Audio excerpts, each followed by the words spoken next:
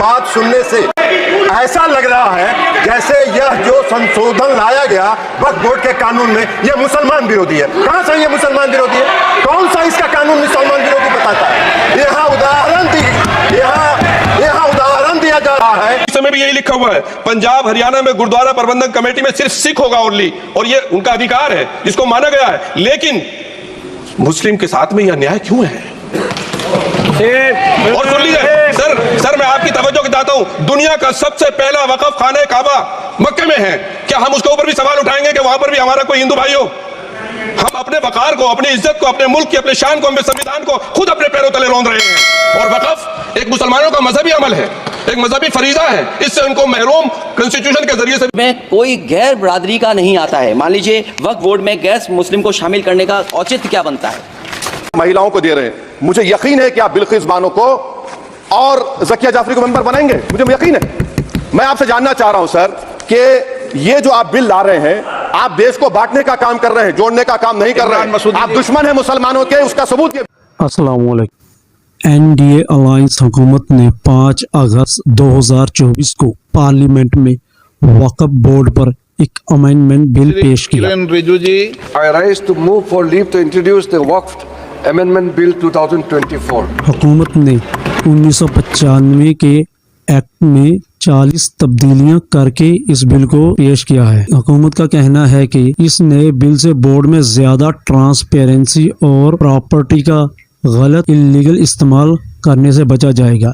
इस बात को भी बहुत जोरों शोर से उठाया है कि बोर्ड में औरतों को भी शामिल किया जाएगा, जिससे मुस्लिम औरतों को उनके हक मिलेंगे। अब इस अमेंडमेंट के मुताबिक जिला कलेक्टर को तय करने का हक होगा ये जायदाद वक्फ की है या सरकारी है। इस बिल की दफा C3 में कहा गया है कि इस कानून के लागू होने से पहले की या बाद में वक्फ की गई जायदाद के रूप में पहचानी जा रही प्रॉपर्टी वक्फ प्रॉपर्टी नहीं मानी जाएगी। इस तरह के कुछ अमेंडमेंट पेश किए हैं।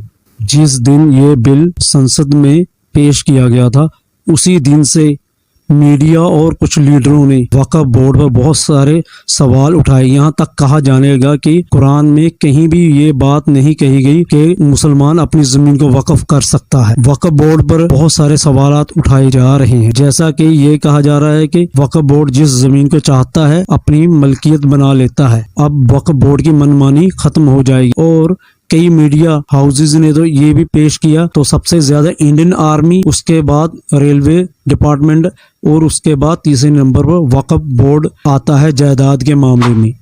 वक्फ बोर्ड कैसे काम करता है?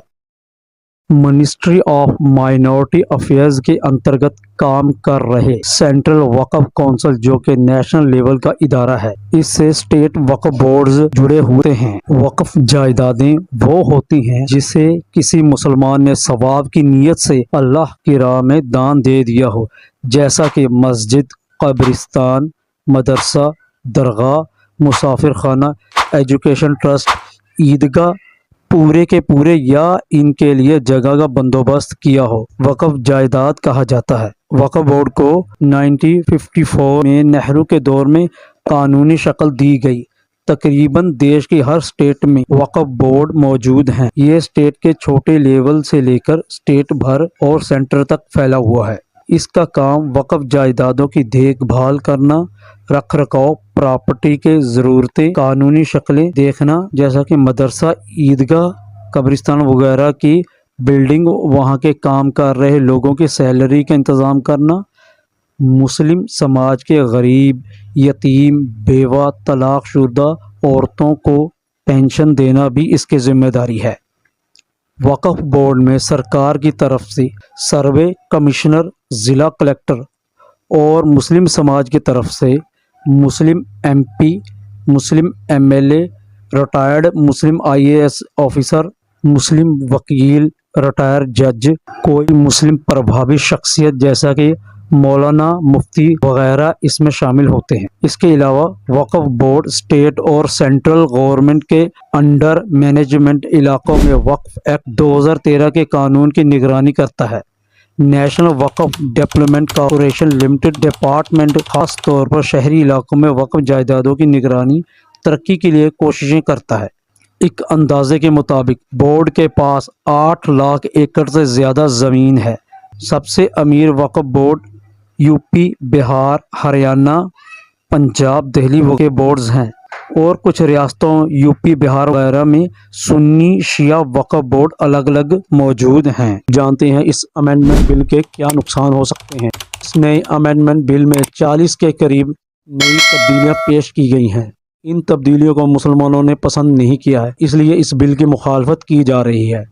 जैसा कि ज़िला कलेक्टर को इख्तियार दिया है कि वो फैसला कर सकता है कौन सी जायदाद वक्फ की है और कौन सी सरकारी ज़मीन है। ये बिल सेंट्रल गवर्नमेंट को इख्तियार देता है कि वो वक्फ बोर्ड में एक गैर मुस्लिम चीफ एग्जीक्यूटिव ऑफिसर, 2 गैर मुस्लिम मेंबर्स को स्टेट गवर्नमेंट के जरिए डिप्लॉयड कर सके, जबकि इससे पहले ऐसा नहीं था। बिल पर संसद में बहस।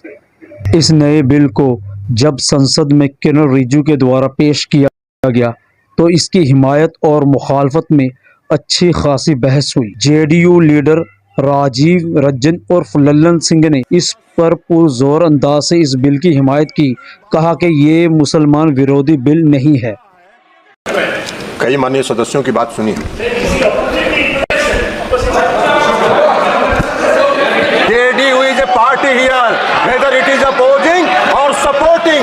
I have to record my view. कई माननीय सदस्यों की बात सुनने से ऐसा लग रहा है जैसे यह जो संशोधन लाया गया वक्फ बोर्ड के कानून में यह मुसलमान विरोधी है। कहां से यह मुसलमान विरोधी है? कौन सा इसका कानून मुसलमान विरोधी बताता है? यहाँ उदाहरण दिया जा रहा है कि अयोध्या की मंदिर गुरुबाई, अरे मंदिर और संस्था में अगर अंतर आपको नहीं समझ में आ रहा है तो आप कौन सा तर्क खोज रहे हैं? अरे ये मंदिर नहीं है, आपके मस्जिद को छेड़छाड़ करने का प्रयास नहीं किया जा रहा है। यह एक कानून से बना हुआ संस्था है। उस संस्था को पारदर्शी बनाने के लिए कानून बनाया जा रहा है। पारदर्शिता होना चाहिए। कोई निरंकुश संस्था कोई भी कानून से, वक्फ बोर्ड कैसे बना?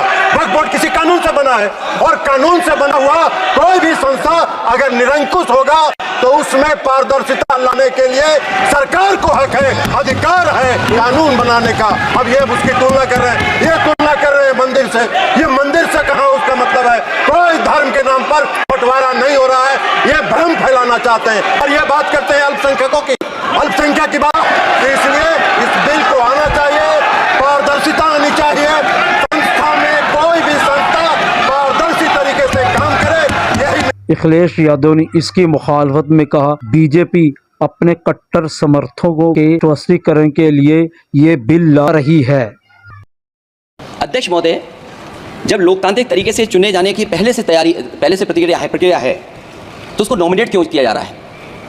वहीं जहां अन्य धार्मिक जो मसले हैं, बॉडीज़ हैं, उनमें कोई गैर बरादरी का नहीं आता है। मान लीजिए वक्फ बोर्ड में गैर मुस्लिम को शामिल करने का औचित्य क्या बनता है?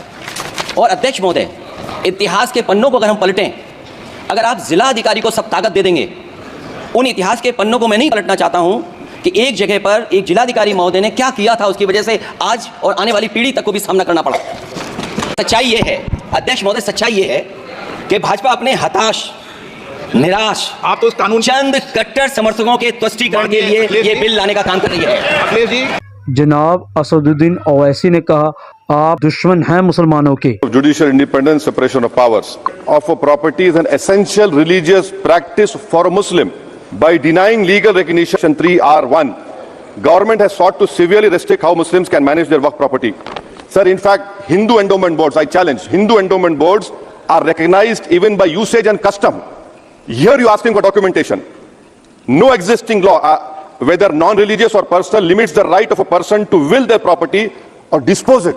But what you are doing over here, a Hindu can give through will his complete property to his daughter or son. I as a Muslim cannot do, I can only give 1/3. But what you are doing, I can gift, but I cannot give it in the name of Allah subhanahu wa ta'ala. Basic structure, this bill excludes tribunal decisions from being final. If collector has been replaced by tribunal, and who's going to sit in the tribunal? A retired government judge and a retired government employee. How can the nominee be a part of this composition, sir? In our tribunal, Waqf properties, sir, are not public properties. बात कह रहे हैं कि हम महिलाओं को दे रहे हैं। मुझे यकीन है कि आप बिल्किस बानो को और ज़किया जाफरी को मेंबर बनाएंगे, मुझे यकीन है। मैं आपसे जानना चाह रहा हूं सर कि ये जो आप बिल ला रहे हैं आप देश को बांटने का काम कर रहे हैं, जोड़ने का काम नहीं कर रहे हैं। आप दुश्मन हैं मुसलमानों के, उसका सबूत ये। मगर सबसे ज्यादा जबरदस्त बाअसर दलाइल जनाब मुहिब्बुल्लाह नदवी साहब के रहे। उन्होंने बड़े ही पुरजोर अंदाज से मुसलमानों के साथ हो रहे अन्याय को उसका सबूत ये साबित बिल है। किया। जनाब सदर, मैं आपकी तवज्जो इस तरफ चाहता हूं आपके माध्यम से कि मैं वाहिद आदमी हूं इस सदन में जिसमें वन मैन कमेटी आपके द्वारा बनाई गई सरकार के, और मैं उसमें पेश हुआ 123 प्रॉपर्टी में। जस्टिस आर्यन ने जो रिपोर्ट पेश की, आज तक वक्फ बोर्ड को नहीं बताया गया क्योंकि वो आपकी मंशा के खिलाफ थी और गवर्नमेंट की मंशा के मुताबिक नहीं थी। 123 प्रॉपर्टी में जब मंशा के खिलाफ हमारे नहीं आई, मंशा के मुताबिक नहीं आई, तो हमने 2 मैन कमेटी बनाई और 2 मैन कमेटी ने भी कोई रिपोर्ट वक्फ बोर्ड को नहीं दी, जबकि वक्फ एक्ट जो है 1995 जो है वो पार्लियामेंट से पास शुदा है कि हम पार्लियामेंट के जो एहतराम है उसका नहीं कर रहे, उसके हुकूक का। इसी तरह से सर सूबाई हुकूमतों को इख्तियार दिया गया। सर हिंदू एंडोमेंट में जो कर्नाटका और तमिलनाडु में है वहां कोई मुस्लिम नहीं हो सकता, और 26 में आर्टिकल 26 का वायोलेशन है। 4 धाम में ये लिखा हुआ है वाज़ेह तौर पर कि सिर्फ हिंदू होगा। बिहार उड़ीसा में भी यही लिखा हुआ है। पंजाब हरियाणा में गुरुद्वारा प्रबंधन कमेटी में सिर्फ सिख होगा ओनली, और ये उनका अधिकार है जिसको माना गया है। लेकिन मुस्लिम के साथ में यह अन्याय क्यों है? और सुन लीजिए सर मैं आपकी तवज्जो दिलाता हूं, दुनिया का सबसे पहला वक़फ़ खाने काबा मक्के में है। क्या हम उसके ऊपर भी सवाल उठाएंगे कि वहां पर भी हमारा कोई हिंदू भाई हो? हम अपने वकार को, अपनी इज्जत को, अपने मुल्क की, अपने शान को, अपने संविधान को खुद अपने पैरों तले रौंद रहे हैं। और वक़फ़ एक मुसलमानों का मजहबी अमल है, एक मजहबी फरीजा है। इससे उनको महरूम कॉन्स्टिट्यूशन के जरिए से भी कोई ताकत नहीं कर सकती। सर ये हम बहुत बड़ी गलती करने जा रहे हैं, जिसका पूरा मैंने उसको मध्यम से पढ़ा है और मैंने पूरी 40 तरामीम जो उसमें गलत है उसको लिखकर जो है वो मैं लेकर आया हूं। सर इसके जरिए से सरकारी अमले को बाज़ाब्ता तौर पर यह हक आखिर तो कलेक्टर को दिया जा रहा है, सर्वे कमिश्नर के इख्तियार खत्म किए जा रहे हैं। आखिर सर्वे कमिश्नर भी तो गवर्नमेंट ऑफ इंडिया का होता है। सर ऐसे कैसे कर सकते हैं हम? और फिर सर उसमें मेरे मजहब के मुतालिक चीजें हैं तो वो कैसे कोई दूसरा तय करेगा? क्या कुरान में क्या लिखा है, फिक़ा में क्या लिखा है, इस्लाम में क्या लिखा है, ये आप तय करेंगे या मैं तय करूंगा? सर इससे हम मजहब में दखलंदाजी कर रहे हैं, इंटरफेरेंस ऑफ द रिलीजन कर रहे हैं। सर इस तरह के कवानीन से मुल्क की शाख को नुकसान पहुंचेगा। कॉन्स्टिट्यूशन की स्पिरिट हम खत्म कर देंगे, और अगर ये होगा तो कोई भी अकलियत, कोई भी माइनॉरिटी अपने आप को हिंदुस्तान में सेफ नहीं करेगी। पिछले दिनों सिखों के साथ भी ये हुआ और कुछ ईसाई भाइयों के साथ भी इस तरह के वाकयात हुए हैं, जिसकी वजह से सब लोग अपने आप को असहाय महसूस कर रहे हैं। 10 साल से जो मुल्क में माइनॉरिटीज के साथ, उनके हुकूक के साथ, उनके रिलीजन फ्रीडम के हकूक के लिए, कॉन्स्टिट्यूशन को बचाने के लिए दोबारा सड़कों पर आ जाएगी। जेडीयू लीडर लल्लन सिंह के बयान के बाद खुद जेडीयू में खलबली मच गई।